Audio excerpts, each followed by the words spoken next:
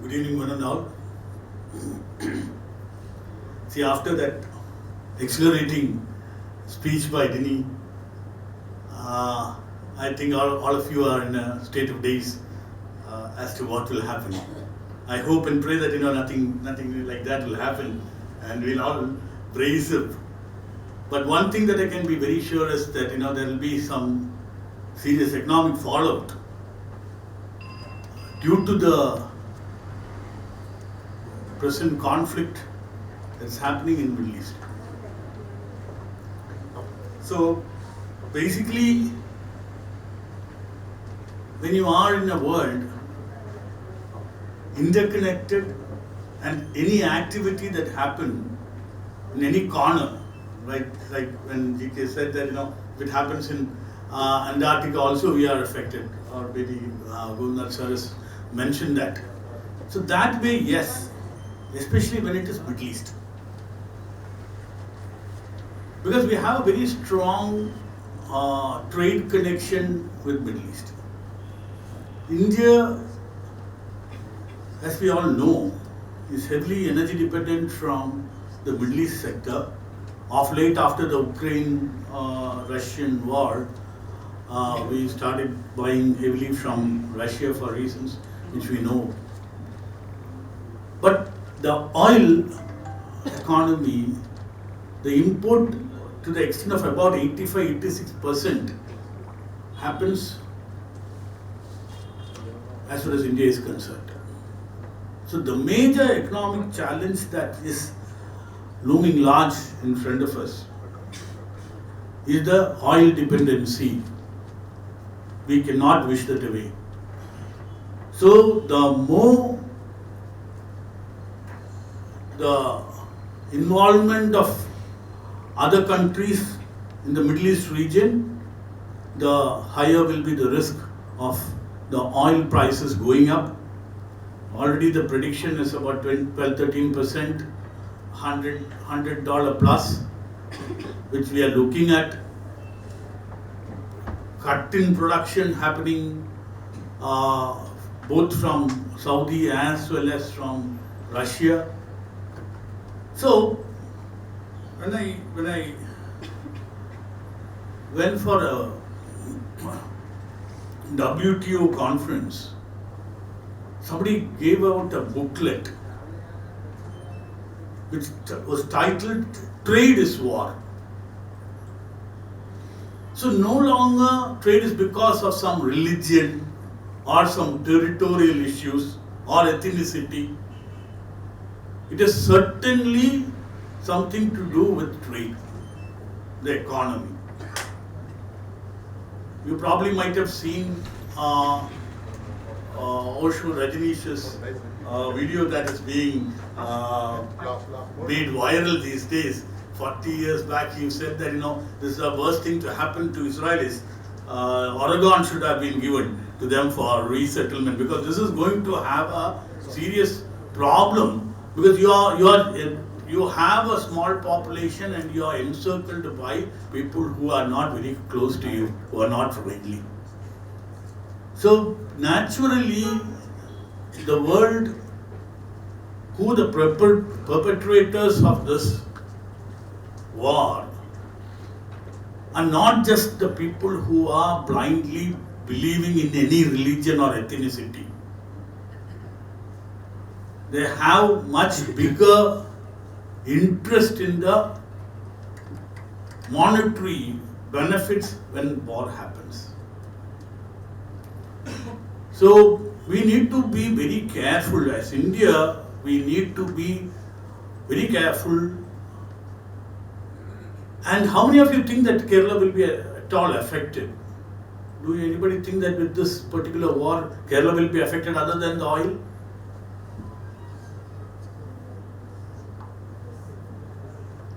I don't know, you guys are all very, very focused when Dini talks to you, but not me. See, did we hear something about apparel company cancelling a uniform stitching contract? Can you believe that?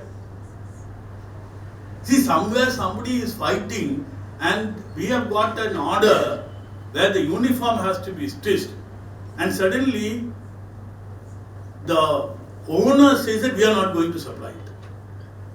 So imagine, do you think that this is an economic reason, a political reason, a support that has happened because he supports Palestine? No.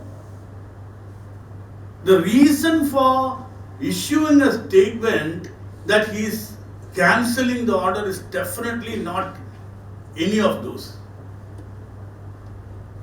It is definitely because he fears there can be an attack or a kind of an animosity that can happen. So that's the kind of interconnectedness that we have today. The economy has been so tightly enmeshed. Then another area where Kerala can definitely be worried is about the remittance, where a lot of our brethren work in the Middle East can find it extremely difficult to find jobs. See, no war gives any clear winner anymore. There is no winner. The economy will definitely be in shatters. And now let us look at our economic relationships with Israel. Because after the 2014, when the Narendra Modi government came in, he was very vehemently going ahead and signing contracts which we never did before that. And we have a trade surplus with Israel, where your merchant export and your merchandise import, actually India has a gain. So if there is a debacle economically for the Israelis, then you are looking at a serious loss of business also. And we have signed agreements after agreement in 2017 when the Prime Minister visited, and then the Israeli Prime Minister came here. We have signed agreements, we have investments coming in, we have technology partnerships happening. So these are all areas where there can be a serious challenge. So each one of us, like the security part, we also will be greatly impacted by the war if it continues. So we are not bothered, basically we are not bothered about whether this is right, this is wrong. As we rightly said, we have no reason to support anybody. We have not done that in UN either. So we took a very correct stand. So terror cannot be approved of. Hamas is not a state. Hamas is a terrorist group. Palestine we have supported. We have said that if there is any aid required, aid can be given. So basically, when we try to fight, then we need to be very sure that only when the nation is there, we get support. Nobody from outside the state comes and supports us. So we need a mother country, a nation where we are deep rooted, where we can relate to, where we have our roots entrenched in, for us to be secure. That is why everybody fights for their space. So that is the importance of having a very safe country for your economic well-being. So let us just quickly look at which are the areas where I think can possibly, because I was warned by the faculty that I should not be rattling out numbers and data, and I am aligning to that, and I am just mentioning a few areas. As I said, that's definitely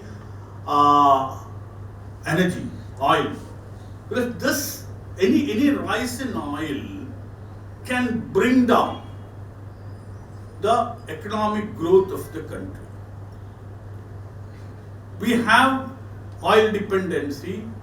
So naturally, when the oil prices go up, especially with the election year coming, no government can actually go into a price increase, stating that there is an increase in the international oil prices. You cannot say that.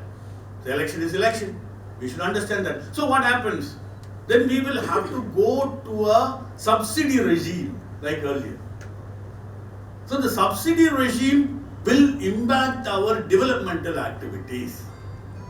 So that also, with the prices going up,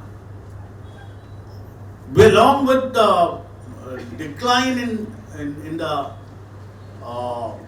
developmental activities, can seriously impact our trillion-dollar dreams. So that is one thing. The next area is that inflation, fiscal management. As I said, subsidy regime where you take out, you take the mop up the additional price rise by giving away your taxation, duties and all, naturally will lead to fiscal deficits in the budget. So overall, there will be a serious impact in the economy if this is going to continue. It's going to be very bad just because of the oil dependency. So what do we do? So we need to possibly find out, make sure that we have alternate sources, we have other energy sources where we can make sure that our dependency is brought down. Whether it is immediately possible, feasible, I don't know. I don't think it is. Similarly, there will be our technological advancement will have a great impact, because if there is a global increase in prices, all the transportation costs, logistics, everything will go up. Your 5G expansion, your talk about 6G coming in, the technology disruption that is going to happen, and we are so much dependent on imports. We have taken very big strides with respect to Atmanirbhar, but still electronics we are still dependent. We know that where we had that COVID pandemic happening, the movement of the cargo was seriously impacted. Even today, if you want a particular make of a car, it is not available because the chip is not available, because the components that you need to manufacture the chips are not made in India. You are still dependent. So all this development, the 5G rollout or the 6G rollout, the technology that we are talking about, everything will get hit because of a increase in prices, increase in shipping, and the global impact of that. So that is another area. Then again, as I told you, the trade. As a trade partner, maybe even though there is only a small portion with Israel, we will have serious problems because of the shipping routes that are going through there. Having higher insurance premium, bigger shipping costs, which will make our import as well as export much more costlier, bringing down the volumes, which will have a trade impact, which will have a direct impact on our economy. Then we have many corporates which are present in that region, including Adani's, where the Haifa port is being operated by Adani's. The Tatas have serious presence. So the corporates which are there, working with multiple countries in the technology domain, they will have serious problems. So a continuing war in this region with the threat of other countries joining in, Iran taking a very belligerent stand, all can create a serious problem for us. Similarly, you have pharma, where you have a lot of export happening into the pharmaceutical. Gem and jewelry, where we import as well as export. We do a gem and jewelry import, we do cut and polish diamonds, rubies, etc., and export it back to Israel. These are all areas where we have a serious impact in the sectors. And the internal security. Internal security, you said that whether we feel, the first question you asked was whether we feel that there is going to be a similar attack on India, right? And you all said yes, most of you. Now, what is the cost? So, when you have a serious internal security threat, then your developmental activities again gets very impacted. One example, we were talking about higher number of vessels in the sea. The naval presence has to be increased. We have 100 plus vessels. We have had to increase it to 300 or so in the near future. Suddenly, Doklam happened. The Galwan things happened. You don't have any more shipping vessels in the sea. The entire money went into the reinforcements that was required to protect our border. So you don't see the impact. The economic impact is not just oil. The money that we will possibly, because you know the stone pelting, everything, this all came from outside. These are ideas that was given. Suddenly this is seen as a good method of attack in India, because you don't have a very good neighbor. This can happen and it can really give us a jolt. Takes away a lot of money. When we say that Balakot happened, you need to know Balakot, the amount of money that we have spent. These are all things that will impact us, you and me, by way of taxes or welfare or growth or development or whatever. So internal security is one of the major impact areas when we have such kind of activities, which is closely near to our region. So I told you then you need, when you have a border which is porous and somebody can sneak in and do a attack, then our concentration will certainly go into that area. So definitely internal security, where the drones used in conflicts have raised concerns about non-state actors. That's a phrase that they use, the non-state actors. Earlier that it was the force, the Rangers, the border security force fighting with each other. Today it's no longer that. There is anarchy. There is no need for a state to control any such activity. So there is one serious area where you will find our resources being drained and being, because none of us want to be threatened. We want to be safe. That is why we say, Fauji, our army, our navy, our air force, all these are very important for us just because we want to be safe. So when we spend more money on the defense mechanisms, then that will definitely take away a lot of resources from other developmental activities to that, and that's a serious impact on the economy. And also major impact area when G20 was happening. He talked about India, Middle East, Europe economic corridor, which was supposed to be an answer to the BRI. Today, the US president says that the war happened because of the corridor. So when the economic corridor is proposed, it can block caps, in inverted comma, where start a war between two nations. That maybe the easiest to start. There is always a tension there, so it would have been very easy to start a war.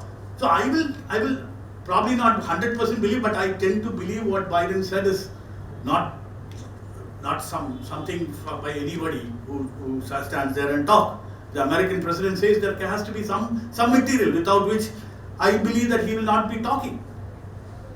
So when you initiate discussions for having an economic corridor, which will have a very good advantage for countries, basically India and other countries who are supposed to sign the treaty,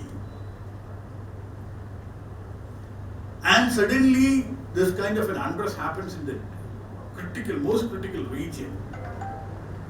The dreams of having this economic corridor, at least for the time being, has taken a backseat. So I would say this is the single most biggest impact that possibly might have happened, where we celebrated G20. We said that we had a great organized event where India was praised, where we showed our leadership skills. Suddenly you find that the trade activity, which was the reason or the net result of this particular G20 activity, was threatened by a war. We need to be very, very focused. And I would say, overall, we need to find, before I conclude, I would say that what I think, all of us will have to be knowledgeable about this. It is not that we are safely insulated from all these activities. No. Especially in Kerala, where our demography is such that, when I talk about demography, it gives a very wrong statement. Once when I had a discussion, suddenly somebody said that this is a budget discussion, this is not a demography discussion. So I'm not talking about the religious demography, I'm talking about the age, the aging population that we have in Kerala.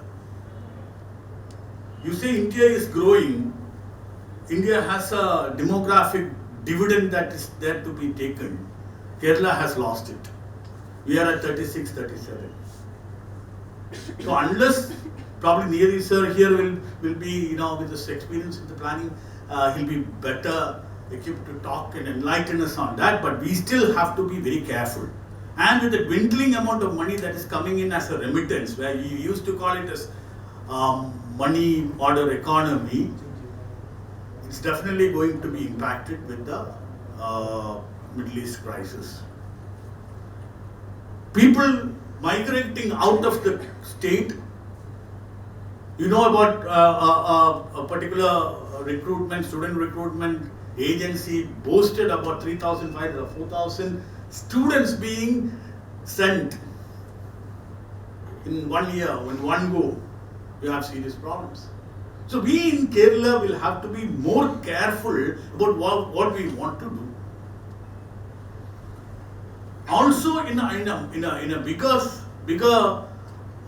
sphere, I think that we need to find new markets, new friends, new allies, and we have to definitely look at Africa, where you see this is the emerging market where we were not able to, where China has made strides getting into Africa, we have not. But we have started doing it, the G20 inclusion of the African Union, everything is a right step. And the people to people connect, where we can, you are no longer a dealing to society. You are interconnected in much bigger ways. So today we need to have more trade connectivity with countries which till now we were not very, very friendly with in terms of trade. So if we want to grow in the next level, where we need to talk about the next generation, people having an economic freedom in this state, I'm not talking about India, this state, we need to find solutions. We need to forget about what is happening which doesn't matter and fight each other. We should work together so that our economy stays safe. We don't have productivity happening. We still clamoring about not being able to borrow. We are still splurging money for non-productive activities. We need to stop that and possibly let this war be an eye-opener for each one of us to work together and make our state a much economically stronger one for the years to come. Thank you. Powered by Diganta Resort, Ahmedabad, Gujarat. Phone 9099055135.